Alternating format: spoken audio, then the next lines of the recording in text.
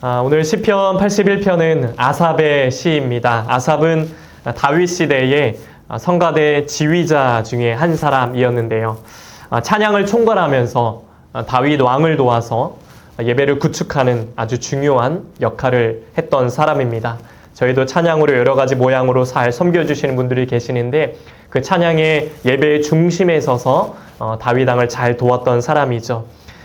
오늘 본문은 이스라엘 백성들이 절기에 낭송했던 감사 시입니다. 많은 학자들은 이 내용이 출애굽 사건과 관련되어 있기 때문에 아마 6월절에 낭송되었을 걸로 추정을 하는데요.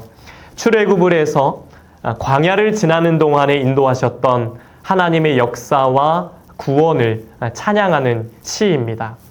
전체 분위기를 보면 악기 소리와 찬양 소리로 가득 차 있는데요. 읽진 않았지만 앞에 1절부터 4절까지의 그런 찬양의 내용이 담겨 있습니다. 하나님은 초하루에, 월초에, 그리고 보름, 월말에, 그리고 절기에 주님을 찬양하라 라고 말씀하셨습니다.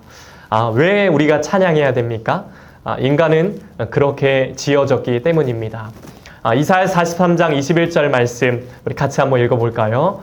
이 백성은 내가 나를 위하여 지었나니 나를 찬송하게 하려 함이니라. 아멘.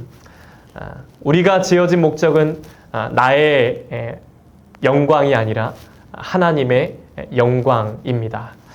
그래서 우리는 한 해의 시작을 예배와 찬양으로 시작합니다. 마지막도 예배와 찬양이 될 것입니다. 올 한 해도 우리는 주일 예배를 통해서 하나님을 찬양합니다. 유대인의 탈무드에 나온 것처럼 우리가 안식일, 우리가 주일을 지키는 것이 아니라 주일이 우리를 지켜줄 것입니다. 우리가 드리는 예배가, 우리가 드리는 찬양이 올 한 해 저와 여러분의 삶을 지켜줄 줄로 믿습니다. 이후의 6절부터 이제 마지막까지 말씀은 참 특별한 내용인데요. 하나님께서 직접 말씀하신 내용들이 담겨 있습니다. 오늘 6절에 보시면 이르시되 내가 그의 어깨에서 짐을 벗기고 그의 손에서 광주리를 놓게 하였도다. 이스라엘 백성들은 애굽에서 무려 400년 동안 노예 생활을 했습니다. 여러분 말이 400년이지 얼마나 괴로웠겠습니까?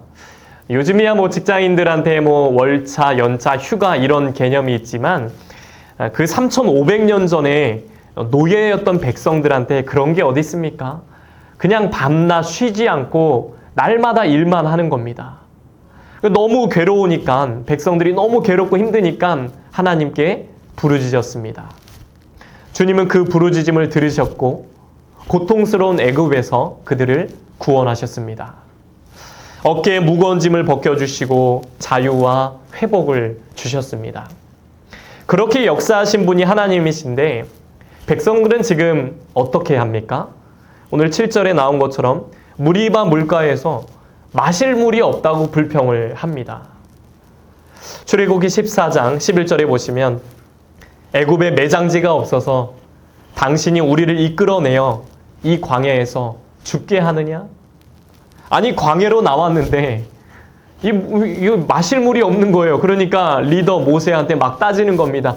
아니 우리를 여기서 죽게 하려고 너 데리고 왔냐? 그냥 애굽에 내버려두지 왜 광야에 데리고 와서 우리를 힘들게 하느냐라고 모세한테 불평하고 따지고 있습니다. 여러분 하나님은 우리의 아버지가 되십니다.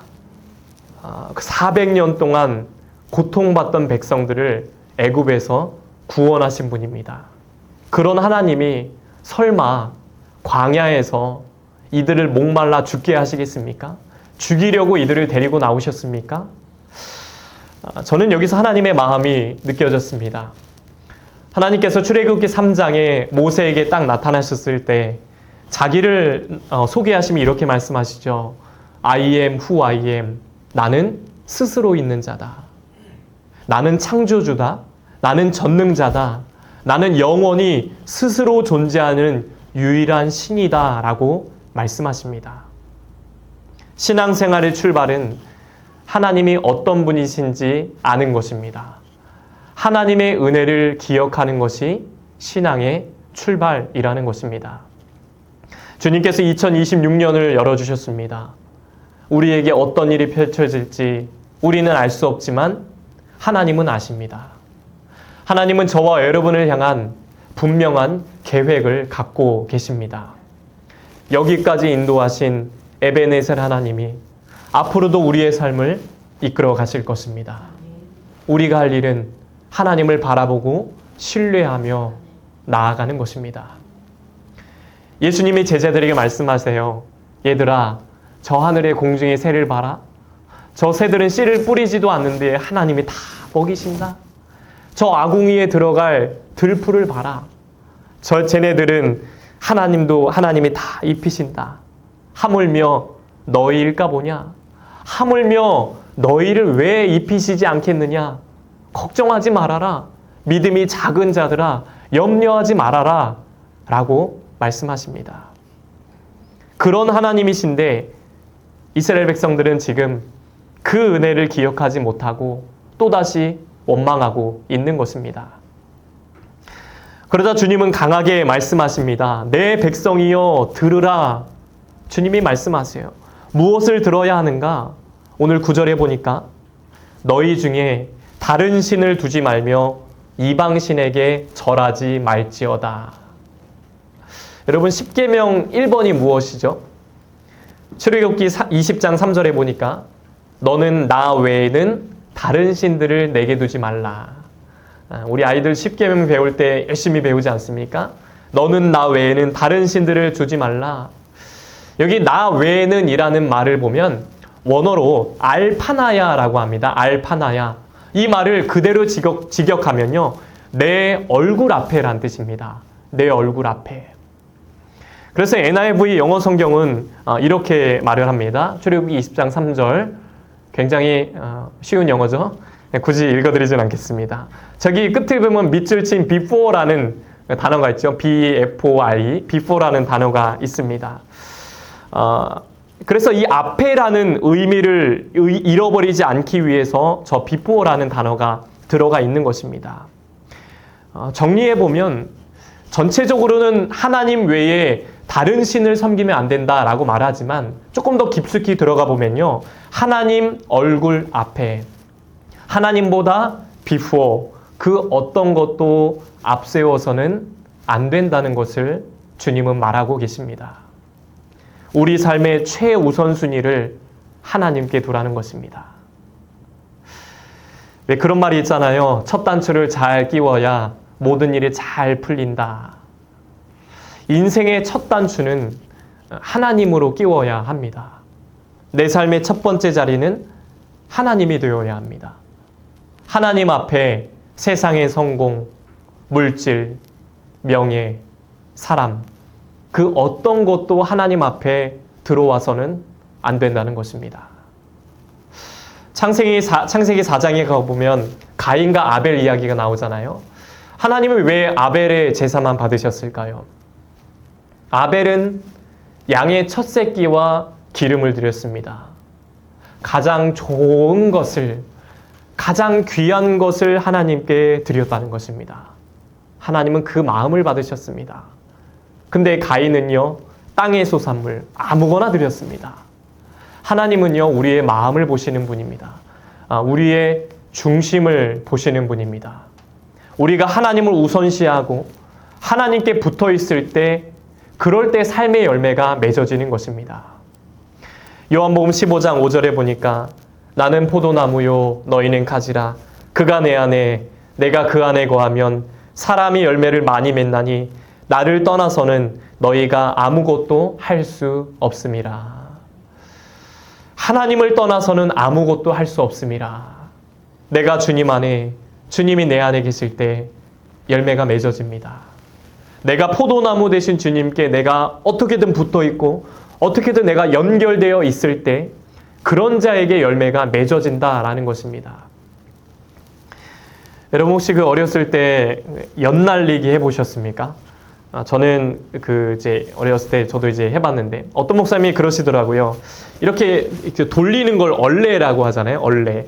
그러니까 연은 그 얼레에 묶여 있을 때 자유자재로 날 수가 있다. 연이 마음대로 나는 것은 줄에 묶여 있을 때다. 그 줄이 끊어지면 추락한다. 마찬가지로 우리 인생이 하나님께 묶이면 자유롭게 날아가는 것이다 라는 말씀을 하시더라고요. 얼마 전에 아이들과 그 우리나라의 역사를 보여주는 마을을 방문했는데요. 전통 놀이 체험할 수 있는 게 있더라고요. 뭐 투호, 윷놀이, 제기차기. 보니까 이제 연날리기도 있어요. 그래서 저도 이제 어렸을 때 운동장에서 이 겨울이 되면 열심히 많이 해봤는데 저희 아이는 아직 그런 걸 해본 적이 없는 거예요. 요즘은 그런 거 잘 안 하는지 어쨌는지. 그래서 한번 해보고 싶다 그래서 제가 한번 시범을 오랜만에 몇십 년 만에 한번 보여줬습니다. 옛날 생각 많이 나더라고요. 줄을 막 감고 줄을 막 풀고 애들이 막 너무 신기한 거예요. 막 줄에 매달려 저기 막 날아다니니까. 서로 자기도 해보고 싶다고 나 좀 빨리 달라고. 근데 문제는 제가 너무 신나가지고 제가 혼자 신난 거예요. 그 넓은 공터를 혼자 뛰어다니면서 애들이 소리 지르든 말든 저기 아빠인지 동네 아저씨인지 너무 신나가지고 너무 재밌는 거예요. 혼자 막 신나가지고 하면서 애들 막 결국 막 울더라고요. 그제서야 막 제가 알려주고 막 그랬는데 말씀을 준비하면서 그 생각이 나는 거예요. 아, 그렇지. 여는 그렇게 줄에 묶여 있을 때 자유롭게 행복하게 아무렇게나 날아다닐 수 있는 거구나. 마찬가지로 우리의 인생도 하나님이라는 줄에 묶여 있을 때 자유롭고 평안할 수 있는 거구나. 내가 하나님께 어떻게든 연결되어 있을 때 내가 자유할 수 있는 것이구나 라는 걸 느끼게 되었습니다. 성경에 이런 말씀이 있죠. 시편 84편 10절에 보니까 주의 궁정에서의 한 날이 다른 곳에서의 첫날보다 나은즉 악인의 장막에 사는 것보다 내 하나님의 성전 문지기로 있는 것이 좋사오니. 아멘. 주님의 성전에서 주님이 계시는 곳에서 지내는 이 하루가 다른 곳에서 지내는 첫날보다 낫다. 악인의 장막에 사는 것보다 하나님의 성전 문지길로 교회를 지키며 가난하지만 어렵지만 그 하나님의 성전 문지기를 지내는 것이 좋다라는 것입니다. 여러분, 우리의 인생이 하나님께 묶여 있는 것이 진정한 축복인 줄로 믿습니다. 연결되어 있는 것이 복입니다. 올 한 해 이 예배의 자리가 그런 축복의 자리가 되길 간절히 소망합니다. 이렇게 다른 신을 섬기지 말라고 하신 하나님은 우리의 구원자가 되십니다. 근데 구원자이실 뿐만 아니라 우리의 공급자라는 것입니다. 공급자가 되신다. 참 익숙한 말씀이죠. 우리 10절 말씀 함께 읽어보겠습니다. 시작. 나는 너를 애굽 땅에서 인도하여 낸 여호와 내 하나님이니 내 입을 크게 열라 내가 채우리라 하였으나. 아멘. 하나님은 어떤 분이십니까? 우리의 구원자를 넘어 우리의 공급자가 되시는 줄로 믿습니다. 여기서 주목할 것은 내 입을 크게 열라는 것입니다. 그냥 열라는 게 아니라 입을 크게 열어라. 그러면 내가 채우리라 라고 하십니다. 주님이 채우시겠다는 강력한 의지가 담겨있는 말씀입니다. 우리가 그 새를 볼 때 어미새가 먹이를 물고 오면 어떤 새끼한테 먹이를 줍니까? 입을 가장 크게 벌리는 아기한테 먹이를 주죠. 똑같은 겁니다. 제가 작년 말부터 이 새의 표어를 놓고 기도하며 묵상하는 가운데 갑자기 영화의 한 장면, 한 커트가 딱 떠올랐어요. 그게 바로 제가 기도원 갔을 때 그 큰 성전 안에 이만한 현수막이 붙어 있는데 거기에 딱 이 말씀이 있는 거예요. 내 입을 크게 열라 내가 채우리라. 그 말씀이 딱 주시는데 그걸 놓고 기도하는 가운데 정해진 표어가 올해 표어입니다. 주께서 채우시네. 우리 함께 따라해 볼까요? 주께서 채우시네. 네, 주께서 채우시네. 누가 채우십니까? 하나님이. 그분은 어떤 분이십니까? 애굽에서 인도하여 낸 하나님이십니다. 어떻게 인도하셨습니까? 광야를 끌고 와서 굶어 죽이셨습니까? 아니죠. 끊임없이 만나와 메추라기로 끊임없이 먹이시고 그들에게 먹이시고 공급하셨다는 것입니다. 그럼 입을 크게 열라는 건 무슨 뜻일까요? 여기 입이라는 말은 원어로 폐라고 하는데요. 이 말은 말, 진술이란 뜻입니다. 즉 입을 크게 열라는 말은 입으로 말을 잘하라는 겁니다. 축복의 말을 많이 하라는 것입니다. 더 나아가 기도하라는 것입니다. 그 축복의 말에 따라 그 기도에 따라서 주님이 채워주시겠다라고 말씀하시는 것입니다. 이런 뉘앙스죠. 애굽에서 노예 생활하던 이스라엘 백성들은 말을 참 안 들었습니다. 불평불만하고 우상의 눈치를 보고요. 그들에게 하나님이 얘들아 나는 준비되었다. 너희들 입을 크게 열어봐라. 내가 채워줄게. 라고 하시는 것입니다. 주님이 굉장히 적극적으로 말씀하십니다. 반대로 너희도 나를 적극적으로 좀 찾아보라는 것입니다. 구해보라는 겁니다. 입을 그렇게 크게 적극적으로 열면 내가 부어줄게 라고 말씀하시는 것입니다. 여러분 누가 입을 크게 엽니까? 배고픈 사람이 입을 엽니다. 나의 부족, 나의 결핍, 나의 한계를 느끼는 사람이 입을 크게 엽니다. 나의 부족을 느껴야 하나님께 매달리는 것입니다.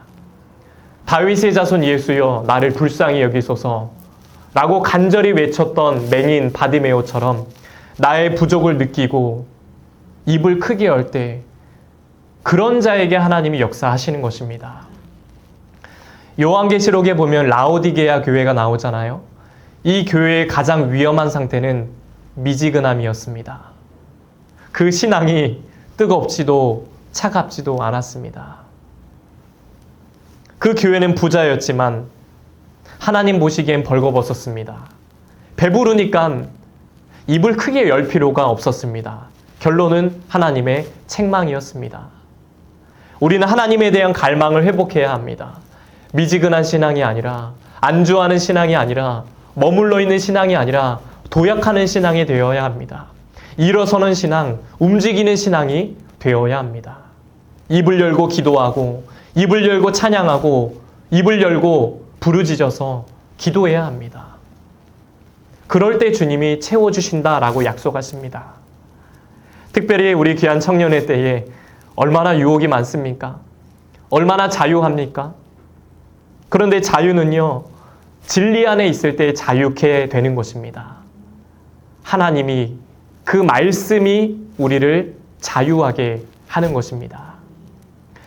제가 청년부에서 자주 했던 말씀 중에 하나가 이겁니다. 전도서 12장 1절에 보니까 너는 청년의 때에 너의 창조주를 기억하라. 기억해야 합니다. 이 청년의 때에 내 삶의 주인이 하나님인지 세상인지, 하나님인지 물질인지, 하나님인지 친구인지 우리는 분명히 알아야 합니다.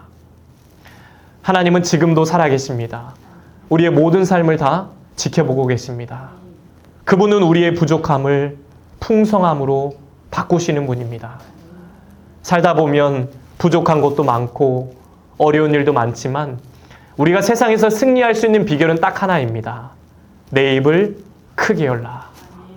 하나님을 향해 입을 크게 벌리고 바디메오처럼 간절하게 기도하는 것뿐입니다. 하나님이 도와주셔야 이겨낼 수 있습니다. 하나님이 도와주셔야 우리는 살아날 수 있는 것입니다. 이 안에 인생의 성공과 풍요의 법칙이 담겨 있는 줄로 믿습니다. 올 한 해는 여기에 달려 있습니다. 나의 열심으로 살 것인가? 아니면 나의 약함을 인정하고 하나님을 바라보며 주님의 채워주심을 경험하며 살 것인가? 여러분, 하나님의 크신 뜻과 능력을 기대하며 기도해 보시길 바랍니다. 하나님은 분명히 역사하실 것입니다. 빌립보서 4장 19절 말씀에 보시면 나의 하나님이 그리스도 예수 안에서 영광 가운데 그 풍성한 대로 너희 모든 쓸 것을 채우시리라. 아멘. 이 시간 선포합니다. 2026년도에 주께서 여러분의 가정과 일터의 결핍을 채워주실 것입니다. 물질을 채워주실 것입니다. 나의 진로와 미래를 주 뜻대로 채워주실 것입니다. 우리를 강한 믿음으로 채워주실 것입니다. 끝으로 우리 교회를 놀라운 부흥의 은혜로 채워주실 것입니다. 주께서 채우시네. 성 어거스틴이 이런 말을 남겼습니다. 하나님은 사랑할 사람이 단 한 명밖에 없는 것처럼 우리 각자를 사랑하신다. 사랑의 하나님, 능력의 하나님께 삶의 걱정과 두려움을 다 맡기시길 바랍니다. 입을 크게 열고 기도하시길 바랍니다. 하나님은 그런 자에게 분명히 역사하실 것입니다. 그래서 2026년도 올 한 해 전능하신 하나님, 풍성히 채우시는 그 하나님을 경험하며 사는 저와 여러분 되시길 주님의 이름으로 간절히 축복합니다. 기도하겠습니다. 하나님 아버지, 내 입을 크게 열라 내가 채우리라. 우리에게 입을 열어 기도할 수 있는 간절함을 허락하여 주옵소서. 기도 제목을 놓고 하나하나 기도해 나갈 때 우리의 부족함을 풍성히 채우시는 주님을 경험하며 살게 하여 주옵소서. 새해에도 주님이 함께 하실 줄로 믿습니다. 모든 일을 감당할 수 있는 넉넉한 힘을 주시옵소서. 특별히 주가 베푸시는 은혜, 주가 채우시는 은혜를 마음껏 경험하는 2026년이 되도록 축복하여 주시옵소서. 특별히 오늘 귀한 예배 가운데 새로 나신 귀한 성도님을 축복하여 주시고 저들의 가정과 앞날과 진로를 열어주시고 하나님께서 올 한 해도 이끌어 주시고 역사하여 주시옵소서. 감사하며 예수님의 이름으로 기도드립니다. 아멘.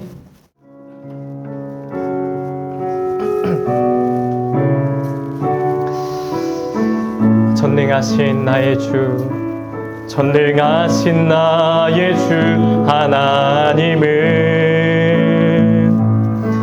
능치 못하실 일 전혀 없네. 우리의 모든 간구도, 우리의 모든 생각도, 우리의 모든 꿈과 모든 소망도 신실하신 나의 주 하나님은 우리의 모든 괴로움 바꿀 수 있네. 불가능한 일 행하시고 죽은 자를 일으키시니 그를 이길 자 아무도 없네. 주의 말씀 의지하여 깊은 곳에 금을 던져 오늘 그가 놀라운 일을 이루시는 것 보라. 주의 말씀 의지하여 믿음으로 금을 던져 믿는 자에게 능치 못함. 주의 말씀 의지하여, 주의 말씀 의지하여 깊은 곳에 금을 던져 오늘 그가 놀라운 일을 이루시는 것 보라. 주의 말씀 의지하여 믿음으로 금을 던져 믿는 자에게 능치, 우리 마지막으로 믿는 자에게 능치 못함 없네. 아멘. 올 한 해 채워주시는 전능하신 주님께서 여러분의 삶 가운데 역사하여 주실 줄로 믿습니다. 축도하심으로 예배 마치겠습니다. 이제는 우리 주 예수 그리스도의 은혜와 하나님 아버지의 넘치는 사랑하심과 성령의 감화감동 역사, 교통하심이 입을 크게 열고 기도할 때 풍성히 채워주시는 주님을 의지하며 2026년 주님과 함께 승리의 삶을 살아가기 원하는 우리 씨앗의 성도들과 가정과 자녀들과 일터 위에 이제부터 영원토록 함께 하시기를 간절히 축원하옵나이다. 아멘.